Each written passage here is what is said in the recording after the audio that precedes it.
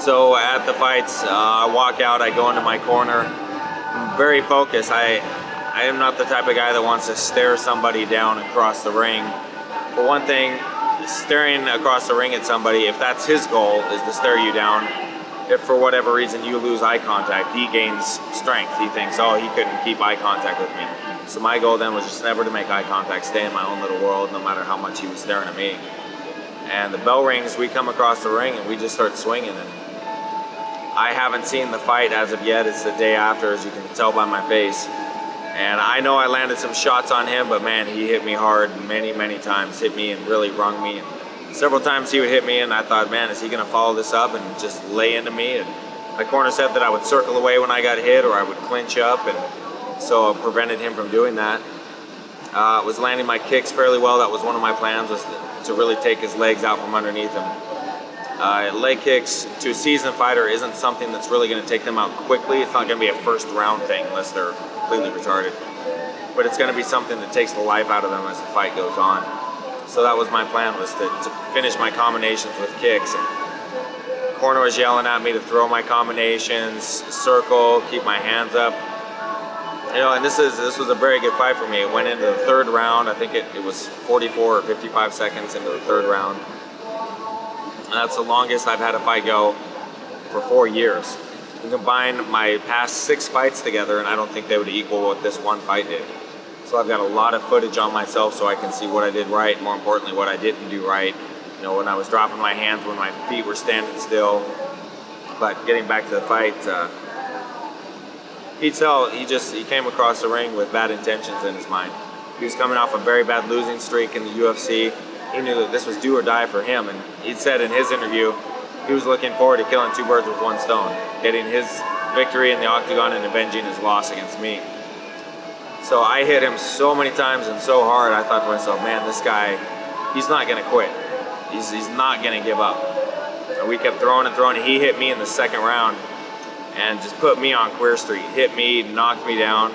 I remember seeing the lights above me and seeing the cage beneath me as I got my hands underneath me. But as I got hit, the first thought that went through my mind was, where's the ref? Keep him away from me, because I'm not done. I'm not done. He hasn't finished me. My body hasn't quit on me yet.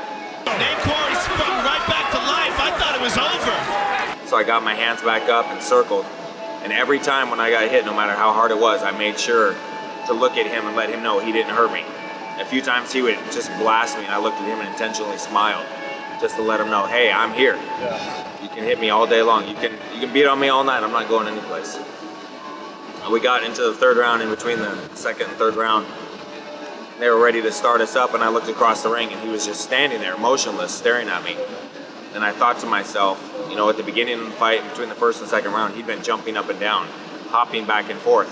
And I looked at him and I said, this is different. He's not hopping now. If he was fresh and feeling good, he'd be hopping. And I just said to myself, now is my time. Now I'm gonna bring the heat and I'm gonna bring the pressure and I'm gonna do my thing. So I raced across the cage. From what I understand, it was just fireworks. I threw one big ass combination. He was countering and I was countering. And he left himself open and I landed a straight right on his jaw. Similar to the last time, except that was a straight left. But I looked down at Pete and he made eye contact with me. And I looked at him for a second and I motioned for him to get up. Just to tell him, in my mind I was thinking, last time you said it was a quick stoppage. I'm gonna give you the opportunity to stand back up again if you think you want to. And making that eye contact with him, and then the smarter part of my brain said, hell no, this is your time. Just finish him and hit him as hard as you can. And that's what I did. I hit him with a bomb overhand right hand, just like I did last time. Smashed him as hard as I could right in the face, and from what I understand, knocked him pretty unconscious. And the referee jumped in, and then it was just such a relief for me, because in my mind I'd lost both rounds. But I'm gonna think that in every fight. If it goes past the round, I'm gonna think I lost that round. I'm not gonna try and win anything by decision. I'm gonna try and win. You know, fans don't like decision victories. Fans don't get motivation from decisions. Nobody says, oh man, he sure eked that out. I'm so motivated to change my life and get healthy. No, they see somebody that comes back from back surgery and fights a very game opponent who says his whole game has changed and is so hungry for a victory, and they see someone go through trials and tribulations like myself and come back and decisively win, and that's what motivates people.